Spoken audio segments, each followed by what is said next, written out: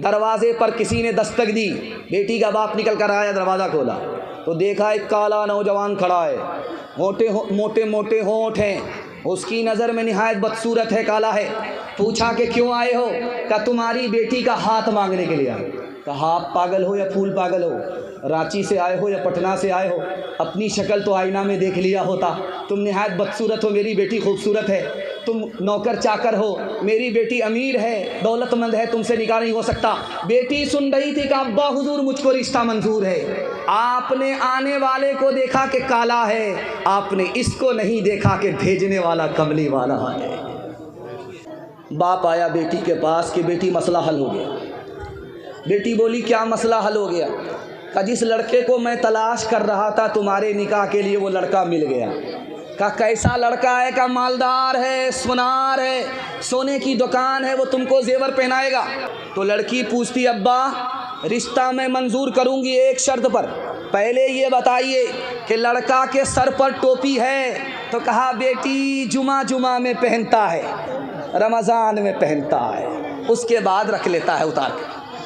तो बेटी ने कहा कि अम्मा ये बताइए लड़के के चेहरे पर दाढ़ी है? तो बाप ने कहा कि बेटी अभी कुंवारा है, क्या जल्दी है? अभी कुंवारा है, क्या जल्दी है? शादी के बाद रख लेगा। आपसे बेटी ने पूछा अब्बा जब मालदार है तो हज किया है, खाना काबा का तवाफ़ किया है, नबी के रोज़े की ज़ियारत की है? कहा अभी इतनी जल्दी क्या है, जब हर चीज़ से रिटायर हो जाएगा, कमर झुक जाएगी, लाठी पर आ जाएगा, तब चला जाएगा हज कर। तो बेटी बोली अब्बा हुजूर मुझको ये रिश्ता मंजूर नहीं है। जिस लड़के के सर पर टोपी नहीं है उसको खुदा का लिहाज नहीं, जिस लड़के के चेहरे पर दाढ़ी नहीं है नबी का लिहाज नहीं। अगर मैं उसकी बीवी बन गई वो मेरा क्या लिहाज करेगा? अब्बा मुझको सोना नहीं, नबी की सुन्नत चाहिए। जिसका बच्चा काला होता है उसकी माँ ज़्यादा साबुन लगाती है, किसी तरह ये कालिया गोरा हो जाए, लेकिन वो साबुन तो काला हो जाएगा, वो कालिया गोरा नहीं होगा, क्योंकि आसमान से ही काला उतरा। लेकिन कुर्बान जाइए उस माँ के ऊपर, उस काले को भी 14वीं का चांद समझती है। दस्तकवी जिस जिस जगह पे प्यारे नबी का कलाम हो, हर शख्स की ज़बां पे दरूदो सलाम हो। या रब हर एक रोज़ यही सिलसिला रहे, मक्के में सुबह हो तो मदीने में शाम हो। इस तरह तौबा से रंगे दिल बदलते जाइए, इस तरह तौबा से रंगे दिल बदलते जाइए। सुन्नतो तौहीद के सांचे में ढलते जाइए। जन्नतुल फिरदौस में जाने की ख्वाहिश हो अगर, जन्नतुल फिरदौस में जाने की ख्वाहिश हो अगर, जन्नतुल फिरदौस में जाने की ख्वाहिश हो अगर, नक्शे पाए मुस्तफा पर आप चलते जाइए, नक्शे पाए मुस्तफा पर आप चलते जाइए। हाथ उठाइए, वादा कीजिए बेटा की शादी फ्री में नहीं होगी इंशाल्लाह। एक लड़के की शादी हो गई, 1 साल हुआ बाल बच्चा नहीं, 2 साल हो गए बाल बच्चे नहीं। तो लोगों ने कहा यार कैसा जवान है, शादी हो गई है 2 साल हो गए, कोई कैलेंडर छप ही नहीं रहा है। अब मुंह छुपा करके वो चल रहा है कि किसको किसको जवाब दे। रात के सन्नाटे में अल्लाह से कहता है मालिक मैं कितने लोगों को जवाब देता फिरूं, बेटा ना दो एक बेटी ही दे दो, वादा करता हूँ जब उस बेटी की शादी होगी दुनिया की हर दौलत दे करके उसको रुखसत करूँगा। जोश में था, कबूलियत की घड़ी थी, अल्लाह ने कबूल कर लिया, बेटी दे दी। जब बेटी जवान हुई, शादी का वक्त आया, जेब में फूटी कौड़ी नहीं, घबरा गया। आया इमाम शाफी रहमतुल्लाह अलैह के पास, दुआ कीजिए अल्लाह उनकी कब्र को नूर से भर दे। आकर के कहता हज़रत गज़ब हो गया, अल्लाह से वादा किया झूठा हो रहा, जेब में फूटी कौड़ी नहीं है, बेटी को रुखसत करना है। ज़मीन का वादा था, मकान का वादा था, सोना चांदी देने का वादा था, कुछ भी नहीं है। अरे सबसे बड़ी दौलत तुम्हारे पास है, तुम परेशान क्यों हो रहा है? कहा हुजूर ज़मीन नहीं है, मकान नहीं है, दुकान नहीं है, सोना चांदी नहीं है, कुछ भी नहीं। कहा सबसे बड़ी दौलत तुम्हारे पास मौजूद है, कुरान मौजूद है। बेटी की शादी से पहले बेटी को कुरान की तालीम दे दो, और जब बेटी रुखसत हो जाए तो कुरान के साथ बेटी को रुखसत कर दो। याद रखो, दुनिया की कोई दौलत कुरान के मुकाबले में नहीं आ सकती। हाथ उठा करके वादा कीजिए, अखबार रोज़ पढ़ेंगे कुरान, कभी कभी हाथ उठाइए इंशाअल्लाह। खैर माशाअल्लाह। जा जा बेटी अज ससवार उजिया कह रही हो, बटिया प्यार मत रखियो सासू से बैर, फूकी फूकी कह रखियो पे, रोज पढ़ियो बेटी कुरान, रोज करियो ताज़ा ईमान।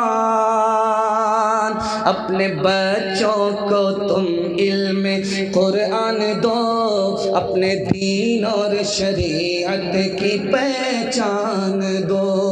बबलू बबली बबलू बबली न रखना कभी इनका नाम, करना इस बात का तो मगर एहतराम, करना इस बात का तो मगर एहतराम। घर जमाई दमाद और कुत्ता दोनों बराबर, अल्लाह दोनों की इज्जत में इजाफा फरमाए। ध्यान से सुनिएगा, जल्दी से निकल जाएगा। इमाम हुसैन के पास भिखारी आया भीख मांगने के लिए, भीख दे दीजिए, भीख मांगने के लिए हम आए। कहा भीख देंगे मगर शर्त है, 3 सवाल करूंगा, तीनों सवाल का जवाब दे दोगे तो पूरी थैली मिलेगी, नहीं जवाब दोगे थोड़ा जवाब दोगे थोड़ी थैली मिलेगी, पूरी थैली नहीं मिलेगी। अब उस ज़माने में देखिए कि भिखारी भी कितना पढ़ा लिखा होता था, ये दिखाने के लिए जा रहा हूँ, ज़माने में भिखारी भी कितना पढ़ा लिखा होता था। इमाम हुसैन ने सवाल किया कि सबसे अफजल अमल क्या है? इधर सवाल हुआ, उधर जवाब दिया, अल्लाह पर ईमान लाना सबसे अफजल अमल है। दूसरा सवाल हुआ कि बताओ नजात कैसे मिलेगी? उधर सवाल हुआ, इधर भिखारी ने जवाब दिया, अल्लाह पर भरोसा कर लो नजात मिल जाए। तीसरा सवाल हुआ, आदमी खूबसूरत कैसे होता है? तो कहा इल्म से खूबसूरत हो जाता है, माल से खूबसूरत हो जाता है।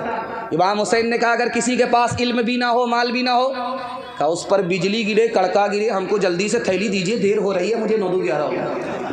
खुदा है मेहरबान बोलो, बोलो है मेहरबान बोलो, ए अहल वतन जान वतन बन के दिखा दो, इस खाक के ज़र्रे को भी इंसान बना दो।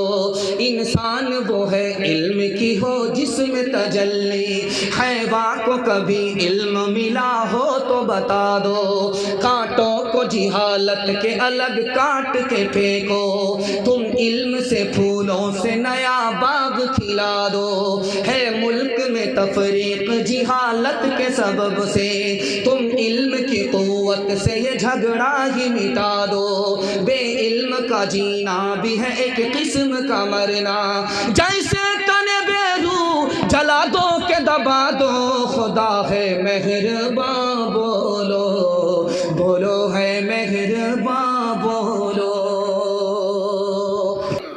मदरसे के बारे में मशहूर है कि यार मदरसे का आदमी जहाँ जाता है इसको मुर्गा खाने को मिलता है, मदरसे के आदमी को मुर्गा खाने को मिलता है।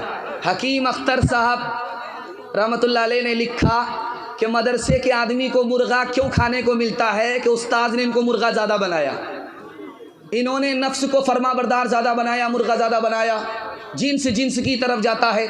इसलिए मौलवी जहाँ जाता है उसको मुर्गा मिलता है। लेकिन सच्चाई क्या है मैं आपके सामने रखने के लिए जा रहा हूँ। उन्होंने कहा कि अल्लाह के रसूल ने दुआ मांगी, ऐ मेरे परवरदिगार मदरसे के लोगों को, आलिमों को, हाफिज़ों को एक जगह रोज़ी मत देना, मेरे मालिक आलिमों की रोज़ी को आलम में फैला देना, ताकि जब वो रोज़ी उठाने के लिए जाए तो मेरे दीन को भी फैला दे। 1838 में अंग्रेज़ ने सारे मदरसे बंद कर दिए, 80,000 मदरसे बंद हो गए 1838 में। 1838 में सारे मदरसे बंद हो गए। ये इस्लाम कैसे बाकी रहा? 1857 में 52,000 आलिमों को फांसी दी गई। ये इस्लाम कैसे बाकी रहा? 1861 में 3 लाख कुरान के नुस्खे जला दिए गए। ये कुरान कैसे बाकी रहा? आपको सुन करके हैरत होगी।